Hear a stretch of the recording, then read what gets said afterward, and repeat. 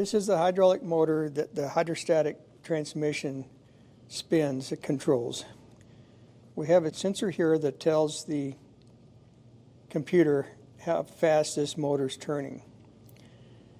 The computer will turn it faster or slower by stroking the hydrostatic transmission to end up with the desired spread rate.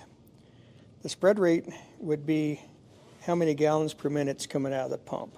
This gearbox is a 3.5 to 1 gear reducer for this pump, this hydraulic motor. Inside this gearbox, we have to have oil and check regularly. You want to fill the oil up to here. You pull this plug, you put oil in it, you fill it up to here, and to service this unit, you would drain it out of a plug at the bottom.